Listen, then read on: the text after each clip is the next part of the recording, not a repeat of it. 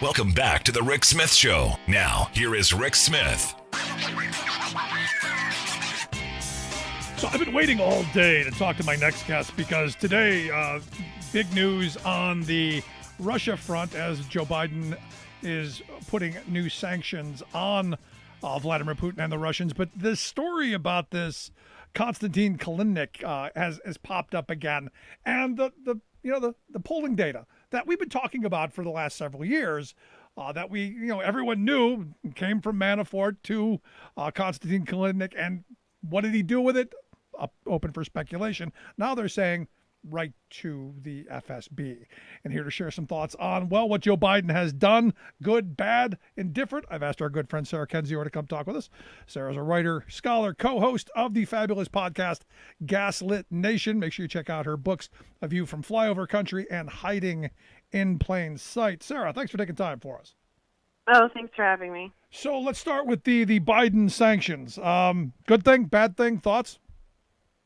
Generally good. I mean, actions speak louder than words. We've had people say there's going to be sanctions before and they don't actually follow through. But obviously, this is a different type of administration because it's not run by a transnational crime syndicate fronted by a Kremlin asset. So there's the chance that they might actually do something. And so, there are a number of statements today from Blinken, from Yellen, from Biden that addressed a lot of the things that I've been worried about, sanctioning oligarchs, cybersecurity, attacks on elections, attacks on our infrastructure.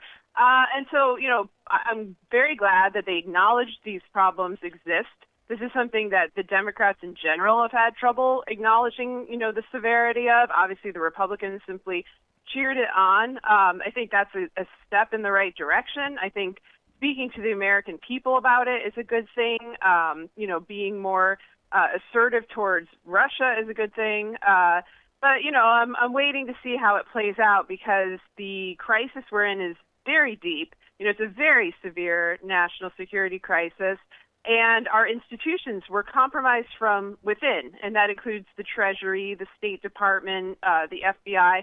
And so it's going to be difficult, I think, to try to carry out these actions when there are very likely complicit actors still within those institutions.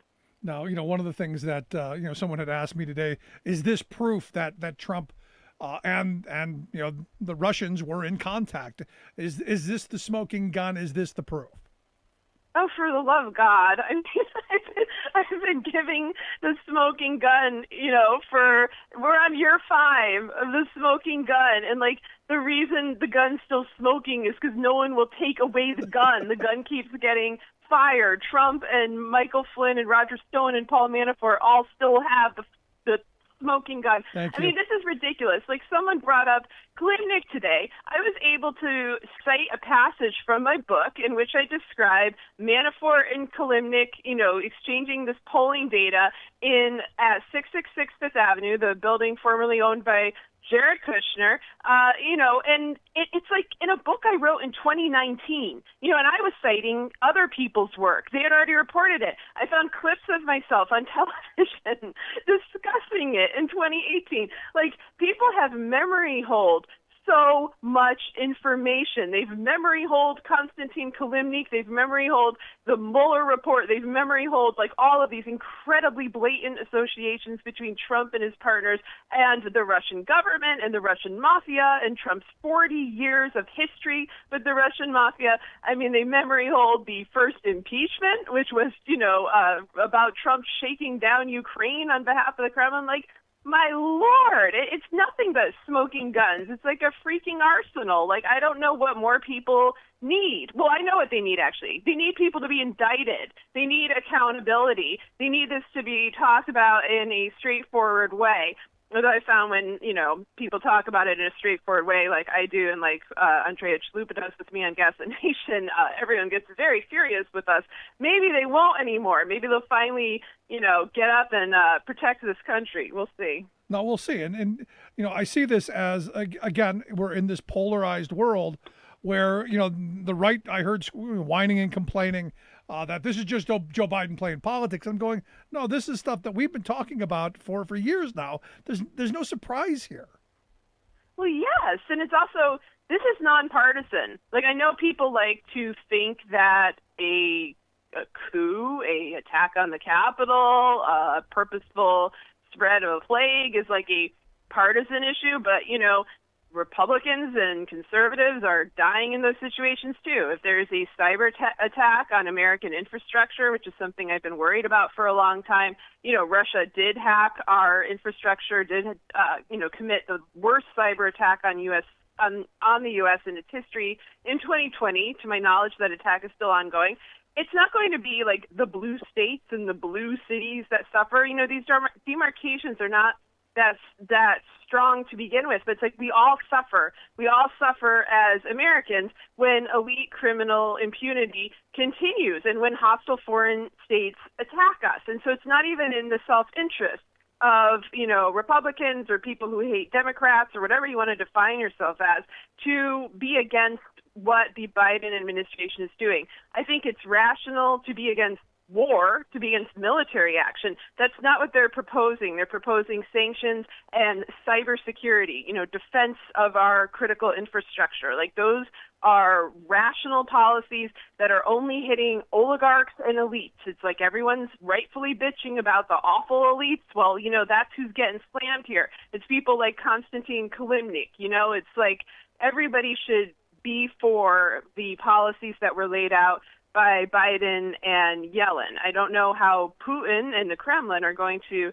react to them, but I was glad that I did not think they were like strident or militaristic. I do not want war with Russia. I'm adamantly against any kind of, you know, real military conflict, but I'm very much worried that the new terrain is, you know, cyber warfare. That's what I'm concerned about. So I'm glad a lot of the focus was on that. No, I agree with you. And, you know, but what do you do if it escalates to that next point? How far do you take this? I mean, you know, I've been surprised over the years how much the Republican Party has bought into the Putin, you know, line and you know, been really more pro-Russia than they have anything else. I've been surprised by this because I grew up during the Cold War. I grew up with that's an enemy.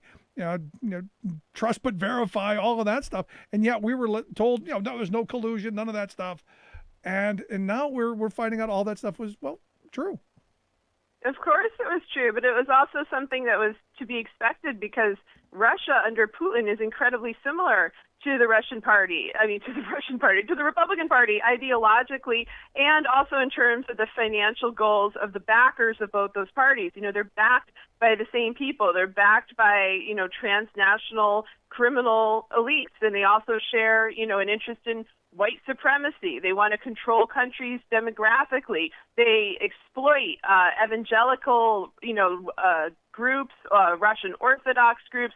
They are misogynistic. They like to, you know, prop up this kind of hyper masculine, you know, heroes. They know how to use propaganda. They use the same companies often, you know, to create propaganda, to do data mining. Like, they've been in cahoots for a long time. And, you know, I mean, it's like the Cold War ended 30 years ago. Like, Russia has been an independent country and a hyper-capitalist country for 30 years, and that's what the Republicans like about it. They saw all those oligarchs go in and just pick up the scraps and profit off of the wreckage of not just Russia, but other former Soviet states, you know, making incredible amounts of money with very few laws. And that's like the Republican dream, is to make tons of money with no regulation. I mean, that's it. And so they saw them, you know, wilding out over in the former USSR. You know, certain people like Paul Manafort were there. You know, they were profiting off of this directly. And I think a lot of Republicans saw that going on, and they were like, yeah, you know, that's awesome. Like, let's get on board with that.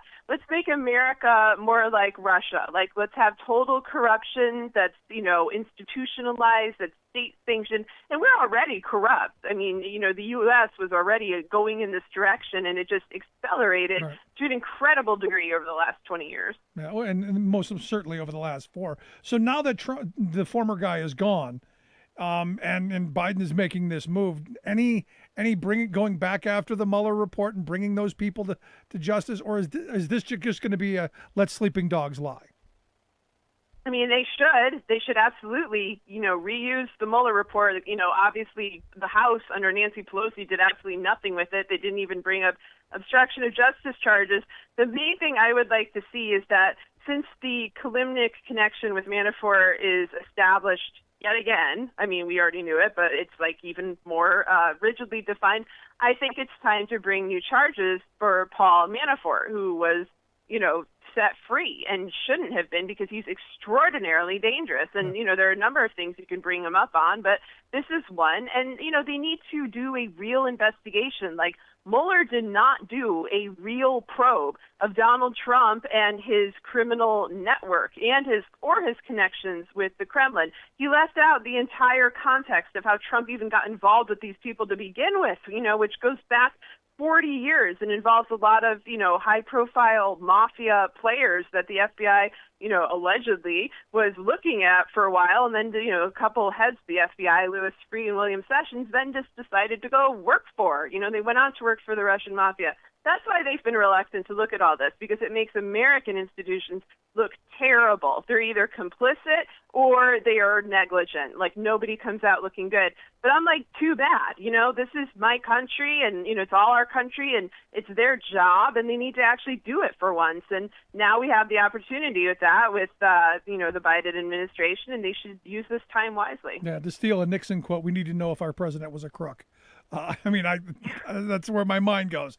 But, I'm looking at this polling data, and a lot of people are like, well, it's a big deal. This stuff is available. You could have gotten it anywhere. What kind of data are they talking about?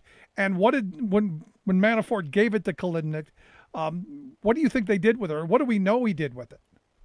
I mean, they gave it to Russian intelligence, and then I think that they, possibly rigged elections in certain states. There were tweets that Paul Manafort, after kind of temporarily going into hiding, made right before the election talking about these states with very narrow margins of victory, Pennsylvania, Wisconsin, a couple of others. And those were the ones where this played out. I think it's worth looking at Jenny Cohn's work on whether this election was legitimate. There's all sorts of things they could do. Some of it might have had to do with propaganda operations, which fall more toward the realm of illegality, though not working with a hostile foreign state. I mean, that is illegal. Like what Paul Manafort did was simply illegal. You can't work with a Kremlin operative to rig a American election, but I have a lot of questions about the legitimacy of the wins in those states, and I've had those questions for 5 years. And people have been very reluctant to answer them because they're like, oh, it throws our election integrity, into question. It's like, yeah, it was already in question. It was in question from the moment that Trump had a press conference in the summer of 2016 and said, Russia, can you get me Hillary Clinton's emails? And then, they basically did. Like, the connection was long established. This was an election that always had major problems. And they just, they wanted to play pretend and pretend everything was okay. And then look what happened. You get a coup and 500,000 Americans dead. That's what happens when you play pretend. Yeah, excellent point. But I want to go back to the internal data because, as I understand it, and I've worked on campaigns where you have your internal stuff that you don't share with many people.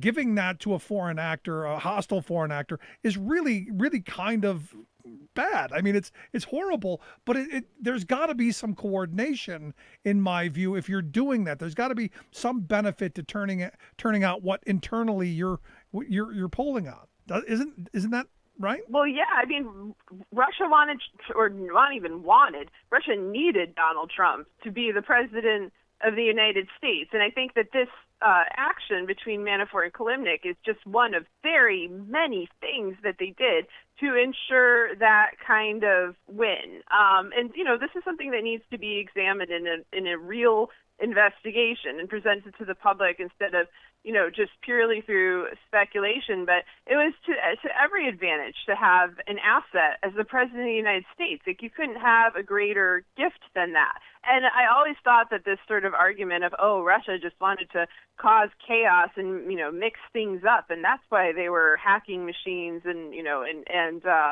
various U.S. institutions, and that's why they were hanging out with all the Trump guys in Trump Tower. It's like, no, if they're going to make this effort, it's so that they can make money. It's so that they could get rid of sanctions. It's so that they could avoid the Magnitsky Act, which was sanctioning them. It's so that they could continue their territorial invasions into places like Ukraine with a non hostile U.S. Like if Hillary Clinton had won, she would have been adamantly against their Ukrainian invasions. She would have been doing the things Biden's doing now, putting down sanctions, investigating, and so forth.